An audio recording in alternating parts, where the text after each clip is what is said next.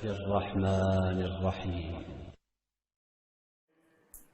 تبت يدا ابی لہب وتب. یہ سورہ کا نام سورۃ اللہب، چونکہ پہلی آیت میں ایک بندے کا ذکر ہے ابو لہب، تو یہیں سے نام ماخوذ ہے. یا پھر تیسری آیت میں ذات اللہب، یہ جہنم کی صفت ہے شعلوں والی، چنگاریوں والی، یا پھر یہ نام اس تیسری آیت سے ماخوذ ہے.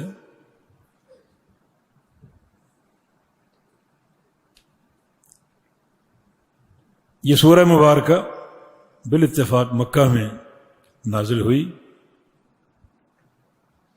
اصل میں نبی علیہ الصلوۃ والسلام کو اللہ تعالیٰ نے حکم دیا وَأَنذِرْ عَشِيرَتَكَ الْأَقْرَبِينَ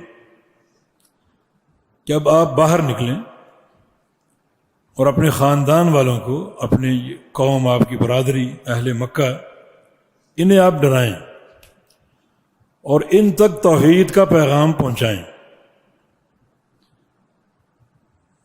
باہر نکلنے کا حکم آ گیا اور عمومی دعوت پیش کرنے کا حکم آ گیا. تو نبی علیہ السلام نے کوہ صفا کا انتخاب کیا. صفا پہاڑی، جب آپ حج عمرہ کرتے ہیں تو صفا سے آپ سعی کا آغاز کرتے ہیں، تو صفا پہاڑی پر آپ چڑھے اور چڑھ کر وہ ایک کوڈ ورڈ ہوتا ہے نا جو قوموں میں ایک رواج بات ہے، وا صباحا کہا آپ نے. کوئی کسی نے کوئی اہم خبر دینی ہوتی صبح صبح یا شام کسی وقت بھی، تو چونکہ مکہ ایک چھوٹی بستی تھی تو وہ بلندی پر چڑھ کر وا صباحا کہتا،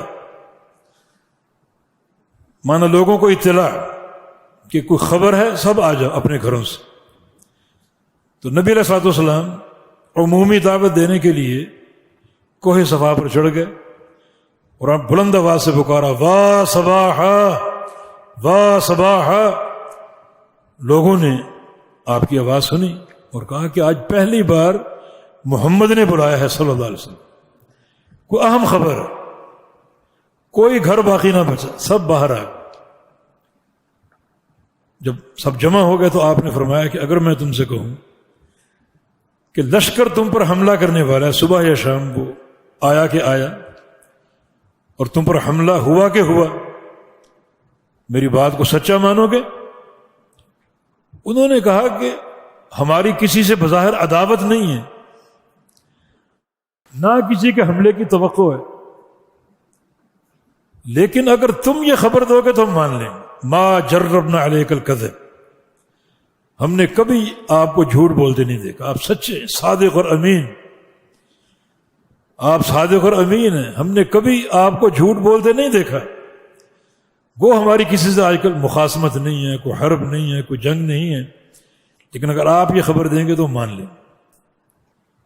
تو فرمایا کہ انی نذیر لکم بین ید عذاب شدید. پھر سنو میری خبر اس سے بھی سنگین ہے، دشمن کی نہیں بلکہ جہنم کے عذاب علیم کی خبر دے رہا ہوں، عذاب شدید کی خبر. تمہیں ڈرانے آیا ہوں، تمہارے لیے نذیر بن کر آیا ہوں. دشمن سے نہیں ڈرا رہا بلکہ اللہ کے عذاب علیم سے ڈرا رہا. اس سے بچ جاؤ. بچنے کے لیے کیا کرنا؟ قولوا لا الہ الا اللہ تفلحوا، یہ کلمہ پڑھ دو لا الہ الا اللہ، تو بچ جاؤ گے، فلاح پالو گے، اللہ کے عذاب سے محفوظ ہو جاؤ گے. یہ آپ نے اہل مکہ کے سامنے اپنی دعوت پیش کی اور یہ نقطہ آغاز تھا. ابو لہب بھی موجود تھا، اس نے سن کر بڑے غصے کا اظہار کیا. تبا لک سائر الیوم، تجھے اللہ ہلاک کر دے، برباد کر دے. الہذا جمعتنا، ہمیں اس لیے اکٹھا کیا یہ خبر دینے کے لیے، جھوٹی خبر. اس نے آپ کی بربادی اور ہلاکت کی بد دعا کی. اس پر اللہ تعالی نے یہ سورہ مبارکہ اتاری. بسم اللہ الرحمن الرحیم. تبت یدا ابی لہب وتب، ابو لہب کے دونوں ہاتھ تباہ ہو جائیں، ٹوٹ جائیں. یہ تب، تابا اس کا مادہ ہے تب بن، جس کا معنی ہلاکت، بربادی. جیسے وما کید الکافرین الا فی تباب، وما کید الکافرین الا فی تباب، کہ کافروں کی ہر تدبیر ہلاکت اور بربادی پر ہے، اپنی ان کی بربادی، اپنی ان کی ہلاکت.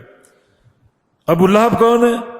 نبی علیہ السلام کا چچا، اس کا نام تھا عبد العزیٰ بن عبد المطلب. یہ عبد المطلب کا بیٹا تھا، اور عبد المطلب اللہ کے پیغمبر کا دادا.